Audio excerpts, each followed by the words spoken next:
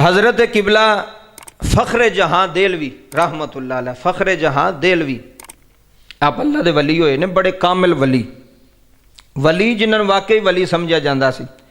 आप दिल्ली की जामिया मस्जिद अंदर जुमा पढ़ाते होंगे सन। हज़रत फ़ख्र जहाँ देहलवी, देहलवी तां क्या जाता दिल्ली की वजह तो इंडिया के जो दिल्ली शहर है। तो आप दे पिछे बड़िया लोगों ने बड़ी पीरी मुरीदी आप दी, लोगों ने बड़ा मुहब्बत करना, बड़ा प्यार करना, बड़ी दुनिया होनी।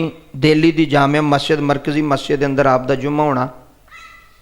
किसी ने बादशाह को कहा भी ये जड़ा बाबा है ना, ये आस्ता आस्ता यदी पीरी मुरीदी वधदी पई है तो लोग ये ज़्यादा हुबदार पे बनते हैं तो तेरी रियासत नूं जिहड़ा ना नुकसान होवेगा। बाबे ने बगावत कर दी थी तो तेरा तख्ता उल्ट जाना, क्योंकि बंदे सारे तो जाते पे उधर ने। उन्हें क्या अच्छा, उन्हें क्या फिर मैं की करा। वो कोई शरारती बंदा सी ना, उन्हें उन्होंने मशवरा दिता। उन्हें कहा भी तू इंज कर, भी तू बाबे के खिलाफ ना कोई साजिश कर जिदे नाल लोग बाबे तो दूर होण। की करन? बाबे तू इस वली तू इस फकीर तू अल्लाह वाले तू बंदे दूर होण, कोई ऐसी साजिश कर। उन्हें क्या की करा, तू ही मशवरा दे। कई भैड़े मशवरे देने वाले विच ही होंदे ना जी, तो चंगे मशवरे देने वाले थोड़े ने तो भैड़े देने वाले ज़्यादा होंदे ने। वो भैड़ा मशवरा देने वाला बंदा सी। उन्हें कहा मैं बादशाह तेन मशवरा देना, तू यह काम कर तो तेरी सल्तनत बची रहेगी। उन्हें कहा दस, हुण गल सुनियो। उन्हें कहा बई साडे महल्ले दे विच एक बदकारा औरत है, जानी औरत है, जिन्हें अपना अड्डा बनाया, तो तू उस औरत नूं पैसे दे के ना ते बाबे ते तोहमत लवा। बाबे ते की लवा? तोहमत। हज़रत फ़ख्र जहाँ देलवी रहमतुल्लाह अलैह एडे पाए दा वली कामल और बरगजीदा अल्लाह दा बंदा वली। उन्हें क्या अच्छा, उन्हें उस बीबी ने बुलाया बादशाह ने। बादशाह ने आख्या पैसे मंग, यह काम करना ही, इस बाबे की इज्जत च फर्क पाना ही, एदी इज्जत च की करना ही, फर्क है पाना है। उंज जिन्हों अल्लाह इज्जत देवे तो उसकी इज्जत च फर्क है नहीं पैंदा। भावें पूरी दुनिया भी रल के उन्होंने जलील करना चाहे ना, उन्होंने जलील कर सकती नहीं। जिन्हों अल्लाह इज्जत देवे तो जिन्हों अल्लाह जलील करना चाहे ना, उन्होंने दुनिया भी रल के आखे ना वे इसकी इज्जत बने तो उसकी इज्जत बन सकती नहीं। ये उधर मामला है। अच्छा, उन्हें क्या ठीक है, मैनू पैसे चाहिए ने। हुण वो जुम्मे का दिन होवे, हज़रत फ़ख्र जहाँ देलवी रहमतुल्लाह अलैह जुम्मा पढ़ा के, दुनिया बड़ी जनाब, जो जुम्मा पढ़ा के बाहर निकले लोग हथ पे चूमते हैं, लोग कपड़े पे चूमते हैं, बड़ा अदब पे करते हैं जनाब। अल्लाह दे वली ने, एडा वड्डा सूफी बंदा है। जदों बाहर निकले ना सीढ़ियां दे, ते अगे वो बीबी खलोती सी। हुण गल सुनियो, वो बीबी सीढ़ियां दे उत्ते खलोती सी। उन्हें पहला वार किया हज़रत फ़ख्र जहाँ तो वेख्या ना भी दुनिया आले दुआले खलोती, मुरीद खलोते हैं। कहन लगी बाबा राती तू आया सा मेरे को, औरत कहन लगी बंदियां दे विच, राती तू मेरे को आया सै, रात तू गुजारी है मेरे को, तो मैनू जेडे पैसे दे के आया वो तो खोटे पैसे दे के, खोटे सिक्के दे के आ गए। सिर्फ ऐनी गल की थी। हुण जेडे नाल सन इर्द गिर्द जेडे आंदे सन असीं बड़े सके हैं बाबे दे, उन्हां दे ज़हन विच फौरन ख्याल आया। उन्हें कहा बाबा तो सानू इन्नियां गल्लां सुणांदा ते आप ही राती कित्थे रहिंदा है। वो को मेरे वर्गे जेडे सज्जन बने सन, उन्हां दे ज़हन च फौरन ख्याल आया। उन्हें कहा भी राती बाबा किहड़ा काम करदा पिया, राती ताइफा दे बूहे ते जांदा पिया, रात उत्थे गुजारदा पिया, जानी दे घर पिया जांदा ते इत्थे सानू जुम्मे पढ़ांदा, इत्थों सानू तबलीगां करदा।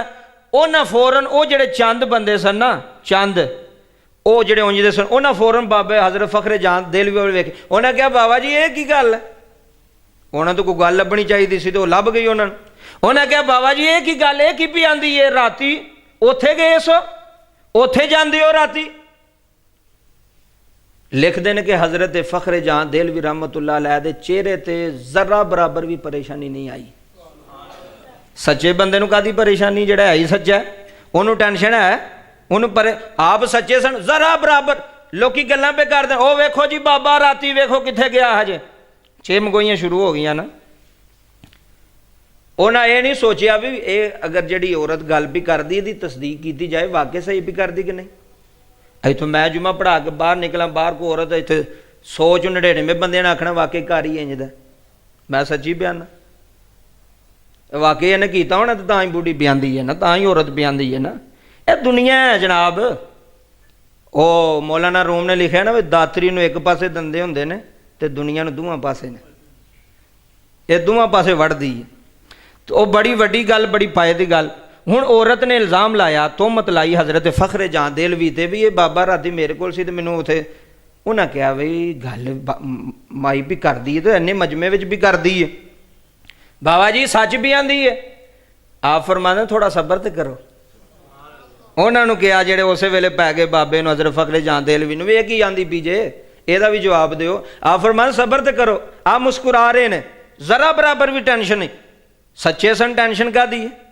ਜੇ ਮਲਾਲ ਕੋ ਹੁੰਦਾ ਵਿੱਚ ਕੋਈ ਦਾਗ ਹੁੰਦਾ ਤਾਂ ਫਿਰ ਟੈਨਸ਼ਨ ਹੁੰਦੀ। ਆਪ ਸੱਚੇ ਸਨ, ਆਪ ਹੱਕ ਤੇ ਸਨ। ਆਪ ਕਹਿਣ ਲਗੇ ਬੇਟੀ ਮੇਰੀ ਪਿਆਰੀ ਬੇਟੀ ਕੀ ਆਖਿਆ ਹੀ? ਉਹਨੇ ਕਿਹਾ ਬਾਬਾ ਰਾਤੀ ਮੈਨੂੰ ਖੋਟੇ ਪੈਸੇ ਦੇ ਕੇ ਆ ਗਏ ਆ ਤੇ ਹੁਣ ਮੈਨੂੰ ਦੱਸ ਵੀ ਉਹ ਖੋਟਿਆਂ ਪੈਸਿਆਂ ਦਾ ਕੀ ਕਰਨਾ ਹੀ?